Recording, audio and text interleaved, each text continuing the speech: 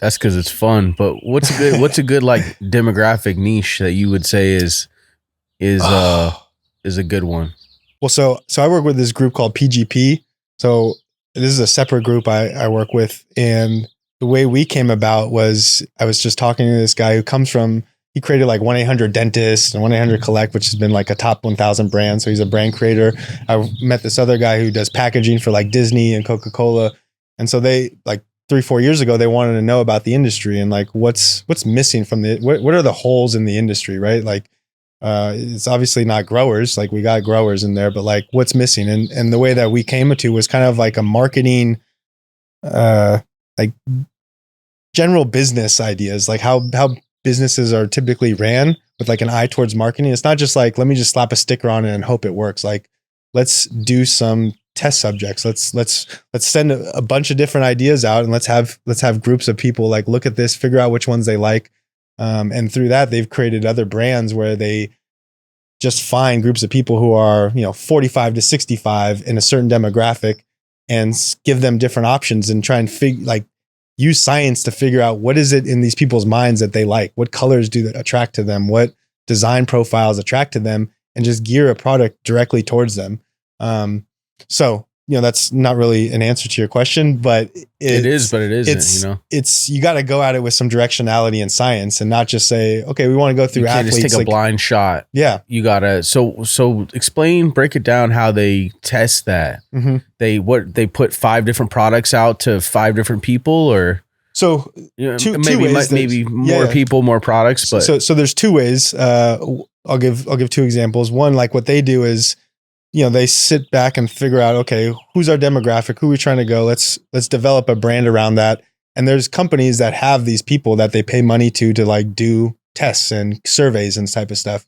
And so then you would just go on and create a survey and say, how much money would you pay for a product like this? Does THC matter more to you, or does CBD matter? Do you know the difference? And, just collecting data to understand what your demographic is. And you're just asking people who are 35 to 45, all these questions. And then you refine it and you come back and say, okay, out of these products, which ones do you like more? And so it's it's not my area of expertise. I mean, I could definitely bring some people on for you guys. That's so much game for another one. That's so much game for any brand, any brand, not even in cannabis. No, for sure. But specifically cannabis, like, damn, that's so much. That's a ton of game there. No, and I think people get married to their brand as like, this is my brand, this is it. But like, it's up to the people. Here's an example of a fairly famous vape company that, they were going to dispensaries and selling just tons of vapes. And they're like, we want you to buy more. And the retailers were like, our customers want diversity. They don't just want to come in and see just your brand. They want to at least have the illusion of choice that like can look and figure out which one that they want.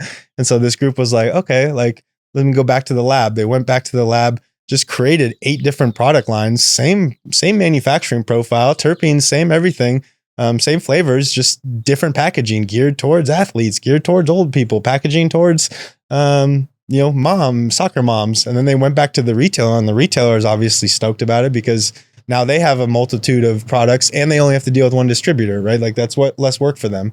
So that was kind of the alternative one, is just, you don't have to be married to your brand. Like, what I try and tell people is, if you want to make a lot of money in this space, I mean, once it becomes federally legal, the small grower is going to have a very difficult time competing. I mean, there are craft wineries, some craft beers. It's few and far between. Like any industry, you fucking pick one, airlines, beauty products, it's all owned by 3-4 companies, right? And cannabis eventually will be no different. And when there's these consolidation events, what these people are going to look for, what these Philip Morrises, what these big companies of the world are going to look for, are products that meet their needs or meet their client needs, or maybe they just don't even want to compete with you. But the idea is that they're going to want your IP, and they're either going to want it as part of their portfolio, or they're going to want it out of the market so they don't have to compete with it. Hey, if you like that video and you want to see more, make sure you hit the like button below and subscribe to the channel. First smoke of the day clip.